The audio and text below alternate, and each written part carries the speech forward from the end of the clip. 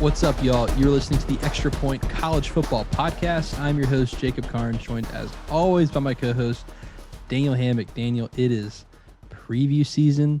It is pick season. Man, we are doing 12 straight weeks of previewing teams, conferences, and we're picking every game for these teams. So we're putting predictions on the record. And like we've said, no hot takes here. We want to be right. Yeah, we're in the business of being right.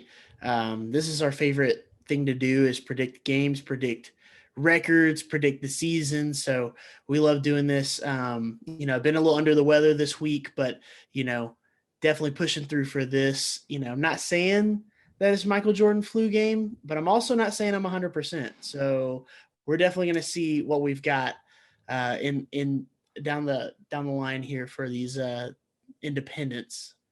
We'll have to decide towards the end if it's the flu game or not. I don't know, man. I almost had a stroke mid sentence, so we'll see what happens.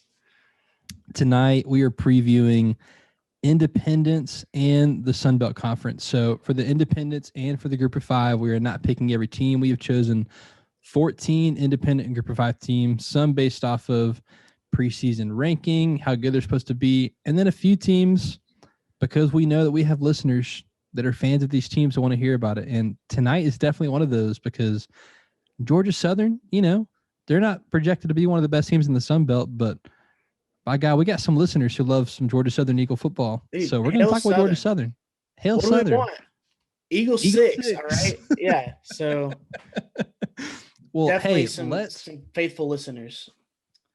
Let's not waste any time, but before we do get started, we got to shout out the Atlanta Hawks taking down the New York Knickerbockers tonight. Yeah. So, 5 games, should have swept them. Trey shut up Madison Square Garden. Yeah, go Hawks. Yeah. Let's dive into the Independents. Oh, it's freezing. Ice Trey. Let's do the Independents. We're going to go in alphabetical order for the 3 Independents we chose. We were talking BYU, Notre Dame, and Liberty. Let's start with BYU. BYU last year, 11-1. Right. They had an unbelievable season, only lost to Coastal Carolina on the road in what a lot of people called the game of the year. It was definitely top 10, just a fun game that, got pulled off in like 48 hours, but incredible season for BYU, incredible season for Kalani Sitake and Zach Wilson, Jeff Grimes, offensive coordinator, that offensive line, Brady Christensen. But hey, almost all of that is gone, right? Jeff Grimes out as offensive coordinator. Zach Wilson, drafted number 2 overall, the Jets. They lost a ton, but here we are. It's 2021. They've got a full schedule this year. The schedule a lot more difficult. Daniel, what's your outlook for BYU? Yeah, so on offense, they've got 7 returning starters, even though it seemed like they lost a lot. They're flipping Blake Freeland from that right tackle spot to the left tackle. So they got 3 returning offensive linemen. Do lose obviously Zach Wilson at quarterback, which he was a big answer to a lot of what they did, replacing him with Baylor Romney, brother of wide receiver Gunnar Romney. So you've got the Romney brothers who are ready to, tear up the Independents. So we'll see what happens there. Defensively, they only returned 4 starters. This is where I have issue. I think that they had such a good point differential last year. Not only were they great offensively, but defensively, they were suffocating teams that they played against. I don't think that is going to be a strength this year. I think that might be where you probably notice the biggest difference.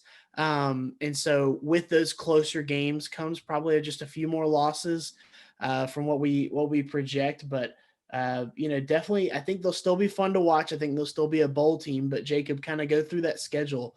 Where we have some losses that we've outlined for them.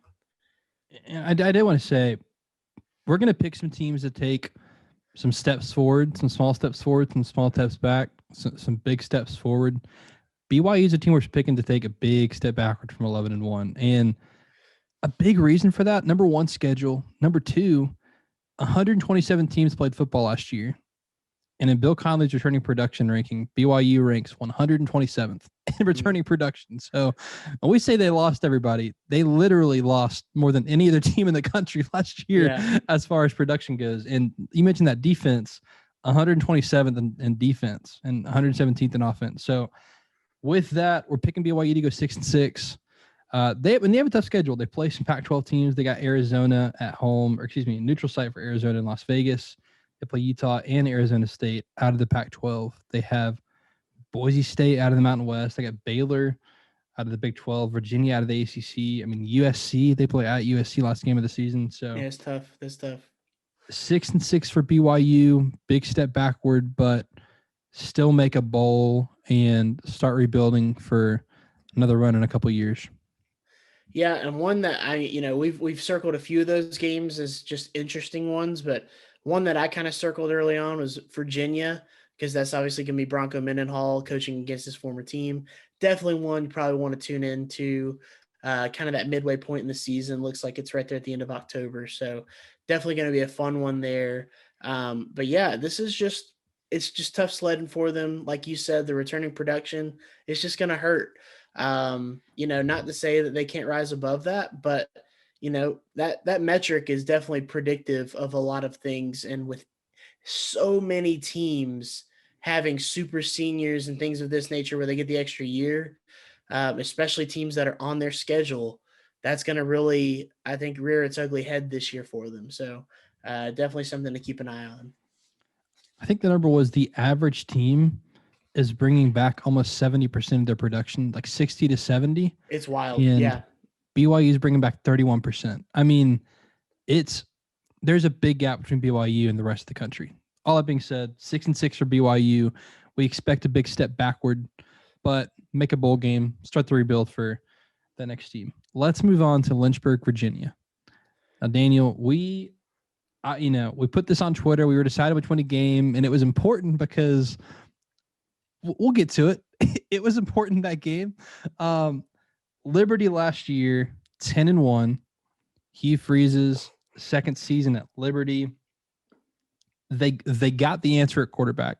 And I know you're going to talk about him. I put on Twitter earlier tonight, PFF said, who's the best returning Group of 5 quarterback? I said, Malik Willis, and he's going to play an important part of this episode. Right. So I'll let you talk him up. But, hey, high expectations for Liberty and Hugh Freeze. This is year 3. They've got quarterback figured out. The schedule looks nice. I mean, talk to me more about this roster. Yeah, so, I mean, obviously we're going to talk we're probably going to be annoying by the time this all ends, come August when we're breaking down every team. There's a lot of returning production. So you're going to see like certain teams where, like we just talked about with BYU, where it's kind of blatantly obvious that they don't return it. Whereas teams like Liberty, 10 returning on offense, 10 returning on defense, like that's significant. They've got all 5 offensive linemen. That's significant. They got, 2 of their 3 top receivers coming back. But yeah, leading returning passer and rusher, and it's the same guy, Malik Willis. I mean, the dude was could do it all. Obviously, he originally transferred from Auburn, so you kind of wonder, could he shake it? Was it an issue with Auburn? Was it an issue with him? But man, him and Hugh Freeze have this thing going where it's just poetry in motion watching them play. They're just a tough out. Hugh Freeze has coached in big games before.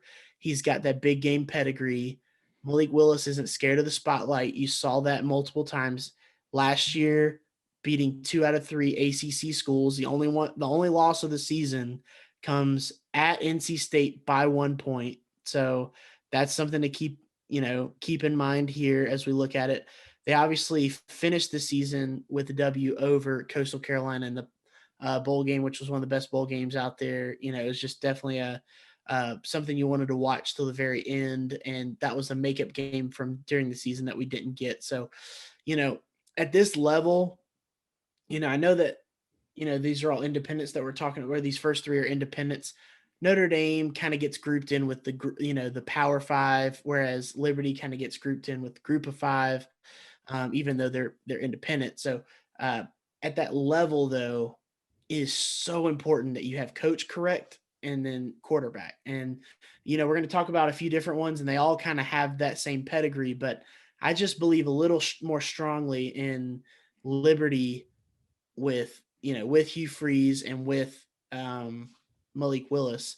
And hey, Hugh Freeze gets to play at Ole Miss this year against his former team in Oxford. So that's exciting. BYU schedule got significantly harder than their schedule last year. Liberty's is somebody who's actually gets easier this year, and this is a schedule they went 10-1 on last year. We're picking Liberty to go 11-1. So this would put them in the running for that group of 5 slot to get in the Year 6 bowl. Yep. And with the only loss coming at Ole Miss. And that game we put a poll out on Twitter with Louisiana. They play them the week after Ole Miss, but it's in Lynchburg at home. I think that will be, outside of Ole Miss, the toughest game of the season.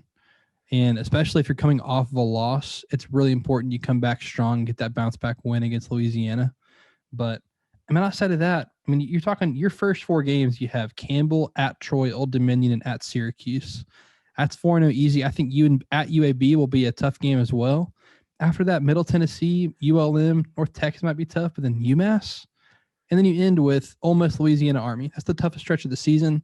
Right. But, you're looking at, this team could be the group of 5 team that gets into your 6 bowl. We're going to make those picks later on, but like you said, if you got head coach figured out, you've got a team that's explosive. They had 20% of their runs last year went for 10 yards or more. That was 3rd most in the country. So an explosive run game. You've got the answer at quarterback. Hugh Freeze is compared, Stetson Moore, he's a sophomore wide receiver there. He's compared his skill set to Evan Ingram. And that's, that's a big, that's nasty. Noah Frith, shout out, sophomore from Woodstock, where we live. Or I live, but shout out to him, sophomore wide receiver as well for Liberty. I like the Flames. I know you love the Flames. Yeah. Shout out to David McDaniel, Liberty alum. Friend of the show. Flames. Yeah, friend of the show. Good, just all around good guy. 11-1 Liberty. Let's go to our last independent we're going to talk about, the Notre Dame Fighting Irish. And if you listen to our episode with David Cobb of CBS Sports, we bought and sold team stock. Notre Dame was a team that I sold stock in. Now, this is a Notre Dame team. We had to, reel it back in, relevant to where their expectation is. I'm selling stock in Notre Dame. This is a team that's coming off of their 2nd college football playoff berth in the last 3 seasons. Brian Kelly is having his best seasons that he's had at Notre Dame recently. You're talking about the ACC regular season champs, Notre Dame Fighting Irish. Right. And a great season. They end up going 10-2. They get in that playoff game and lose to Alabama, but greatest team of all time. Who didn't lose to Alabama last year? That was the cool thing to do last year. So, you lose some offensive production. You lose your starting quarterback who broke a ton of records because he started so long at Notre Dame. How are things looking for the Irish this year? I love Kyron Williams, running back, returning. He had a great year last year, so having him come back is great. He's probably not super stoked that all of his offensive line is currently in the NFL. That's going to be a little tough. They did flip Jarrett Patterson from right tackle to left tackle for this season, and he was a returning starter. So I don't want to sell him completely short, but those are their 2 returning starters on offense. Now, defensively, they have some guys coming back. Drew White in the middle linebacker, and I like Kyle Hamilton at safety. So I think those 2 kind of stalwarts. I think they're going to have a good season. Obviously, is it Maurice Freeman, the guy from Marcus Freeman, excuse me. Marcus Freeman from Cincinnati.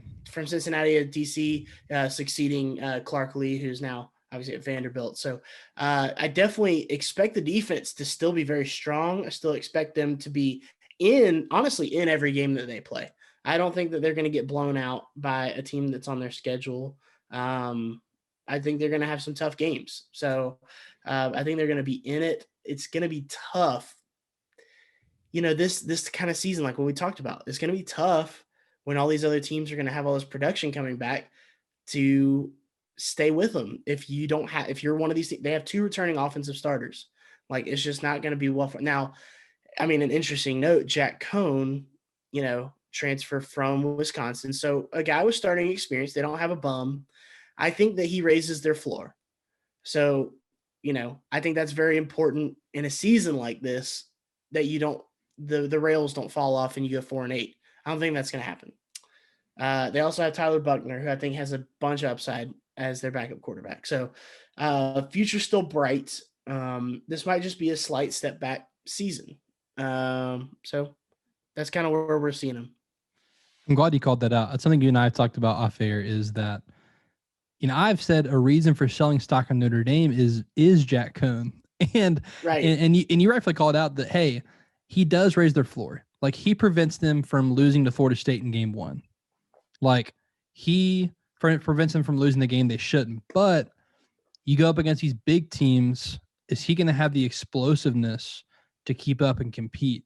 And we don't think so. So Right.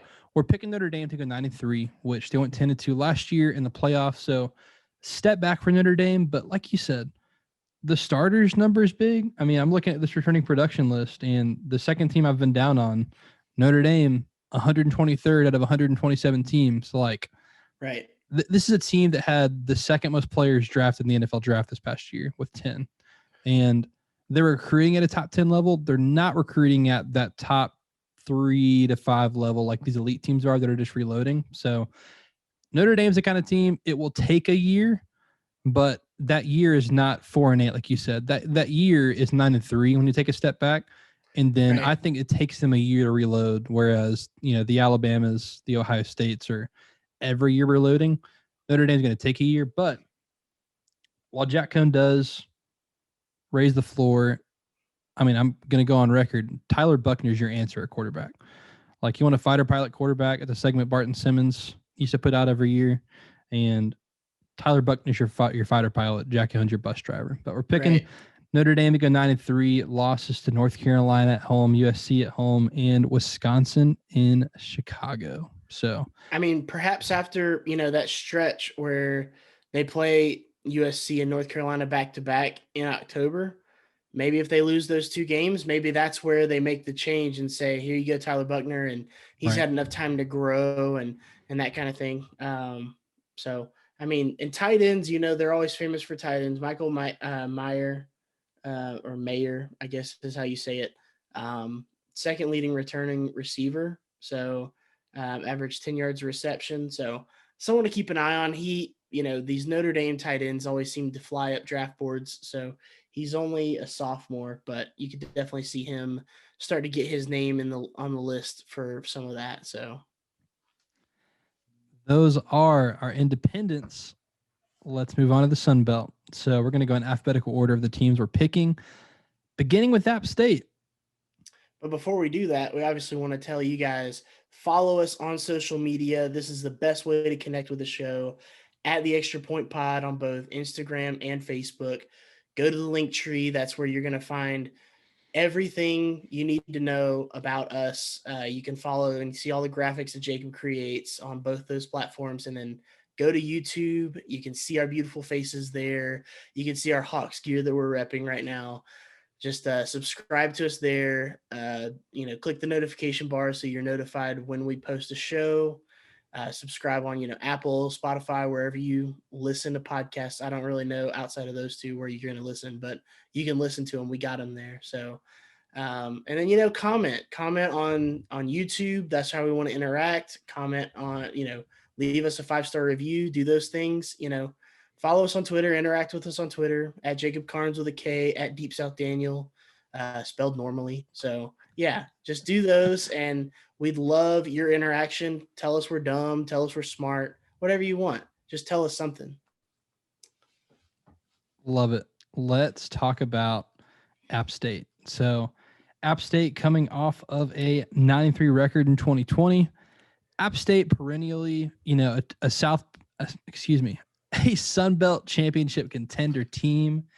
And, they've lost a couple of head coaches the last few years. And last year was the first year for, their new head coach. And we're in year 2. And hey, at least at quarterback, they bring in a really good locker room guy, just a nice guy at quarterback in Chase Bryce. But hey, what's our outlook on the Mountaineers? Yeah, so Sean Clark is the name you're searching for at head coach. Thank you. He had a good first year, 10-3. Last year we famously, I specifically picked App State to beat Coastal because Coastal kind of crashed the party. App State's kind of that team with a pedigree there at that level. And I don't know why we're calling it the Sun Belt. We both know it's the Fun Belt. That's what we called it Fun all belt. last year. So we definitely big fans. App State, definitely one of those teams that makes it fun, makes it worth watching. So yeah, it's funny because Chase Bryce obviously starts out at Clemson, transfers to Duke, and then now transfers to App State. And this is just it's one of these things where the more time you get, this might click for him. I think that with the returning players around him, they're going to have a good season. They're going to, they got 9 returning starters on defense, 8 on offense, but again, that 8 on offense isn't including Chase Bryce at quarterback. So, obviously it loses Zach Thomas, longtime starter, but you're really plugging in a guy who has major college football experience in the ACC, no less. So I definitely think that, even if it's not an upgrade, I don't think you're taking a major step back there.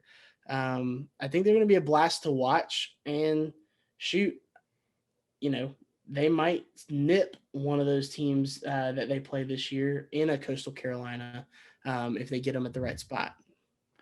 For several years, the strength of App State was definitely their offense. Last year was the defense. They averaged just 20 points a game, which 10 years ago might sound like not that impressive, but in 2021, that's really impressive. Yeah, that's holding top 10 right there. That is. So holding points at 20 points a game. They do rank 40th in returning production. So like you mentioned, defense should take a step forward, and we're expecting App State to keep on keeping on. So we have App State going 9-3 this year with losses to Miami, obviously. Right. Might be a Miami podcast this year. Miami's winning the Natty probably, so. That's right. And then at Louisiana, we'll talk about in a few minutes. Yeah. And you know what? I'm going to save the last loss. We're going to talk about that in a few minutes as well. So, 6-2 in conference and contending in the Sun Belt East for App State.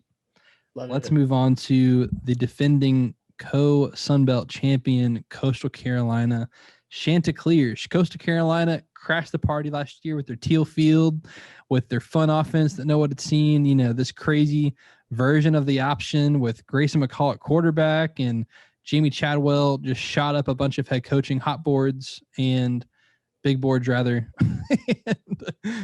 Seats, big boards, hot boards. You can call them hot boards if you want. There is mullets as far as the eye can see. That's right. In Myrtle Beach. So the defense was fun. The bullets were flowing. One of the games of the year, Coastal and BYU, and they finished the season undefeated in the Sun Belt, 11-1 overall, with that only loss coming to Liberty in the bowl game. Right. So what a fun season. Can Coastal Carolina ride that wave? Do they keep it up, or was it just flash in the pan? Yeah, so typically this is one of these, Jacob, you and I went back and forth a little bit. I kind of wanted to make it more of a flash in the pan because these types of teams, sometimes they'll pop up, and I think they might be a one-hit wonder. But the more we kind of dug in, really Jamie Chadwell, his system, we do think it translates year over year. We think that this is going to be a good growth year, especially, we're going to hit this, nail on the head again. But returning production, goodness, that just starters, 9 returning on offense, 10 on defense. They're 19 out of 22 on the as starters. They're going to be good again. Obviously, Grayson McCall is going to be the one you're going to want to talk about at quarterback. He's just one of the best signal callers last year.